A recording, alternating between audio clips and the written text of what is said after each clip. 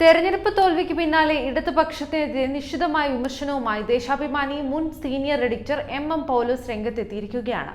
തെറ്റുപറ്റിയെന്ന് സമ്മതിക്കുന്നത് മഹത്തായ കാര്യമല്ല, എന്തിനു തെറ്റ് ചെയ്തുവെന്നും ഇതുവരെ എന്ത് തിരുത്തിയെന്നുമാണ് പറയേണ്ടത്. സമകാലിക മലയാള വാരികയിൽ പ്രസിദ്ധീകരിച്ച ദന്തഗോപുരങ്ങളുടെ മാനിഫെസ്റ്റോ എന്ന ലേഖനത്തിലാണ് വിമർശനം നടത്തിയത്. ലോകമെമ്പാടുമുള്ള കമ്മ്യൂണിസ്റ്റ് ഭരണങ്ങളുടെ തകർച്ചയും കാരണങ്ങളും അക്കമിട്ട് നിരത്തിക്കൊണ്ടാണ് ഇന്ത്യയിലെയും കേരളത്തിലെയും പരാജയങ്ങളെ ദേശാഭിമാനിയുടെ മുൻ സീനിയർ എഡിറ്റർ വിലയിരുത്തുന്നത്. തെറ്റുപറ്റിയാൽ തിരുത്തുമെന്നത് തിരുവചനമല്ല, ജീവിതത്തിലെ സാധാരണ നടപടിക്രമം മാത്രമാണ്. പറ്റിയ തെറ്റ് തിരുത്തിയെന്ന് പറഞ്ഞാൽ ഒരു കോടതിയും ശിക്ഷിക്കാതിരിക്കില്ലെന്നും ലേഖകൻ ഓർമ്മിപ്പിക്കുന്നു. അർപ്പിക്കുകയും ഞെട്ടിക്കുകയും ചെയ്യുന്ന എത്രയോ സംഭവങ്ങളിൽ പാർട്ടിക്ക് പങ്കില്ലെന്നോ നടപടി എടുക്കുമെന്നോ കേരളത്തിൽ പാർട്ടി സെക്രട്ടറികൾക്ക് പറയേണ്ടി വരുന്നു. ഇതുവരെ ഉണ്ടായതിൽ തോൽവികളിൽ നിന്നും പഠിച്ച പാഠവും തിരുത്തിയ സിലബസും ഏതാണ്? ബംഗാൾ അടക്കമുള്ള ഉദാഹരണങ്ങൾ ചൂണ്ടിക്കാട്ടിയാണ് എം പൗലോസിന്റെ ചോദ്യം.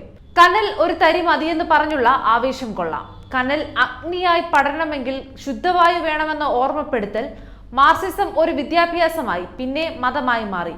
കമ്മ്യൂണിസ്റ്റ് ചരിത്രത്തിൽ നേതാക്കൾ മരിച്ച ശേഷം മാത്രമാണ് വിമർശനങ്ങൾ ഉയർന്നിട്ടുള്ളതെന്നും ലേഖകൻ പറയുന്നു. സാംസ്കാരിക നായകർ എന്ന പേരിൽ തെരഞ്ഞെടുപ്പ് എടുക്കുമ്പോൾ ചിലർ ജനങ്ങൾക്ക് ട്യൂഷൻ എടുക്കാൻ വരും. കഥ എഴുതുന്ന മുകുന്ദനും കടയിൽ പോകുന്ന മുകുന്ദനും പോളിംഗ് ബൂത്തിൽ തുല്യരാണ്. കേരളിനെ വിമർശിച്ച് പോസ്റ്റ് ഇടുകയും 24 മണിക്കൂറിനുള്ളിൽ വിളിച്ച് മാപ്പ് പറയുന്നവർക്ക് എന്ത് മൂല്യബോധം? സർക്കാരിന്റെ അവാർഡുകളും പരിപാടികളും കൊതിച്ചിട്ടാണെങ്കിലും അഭിലാഷങ്ങൾ നടക്കട്ടെ എന്നും അദ്ദേഹം പറഞ്ഞു.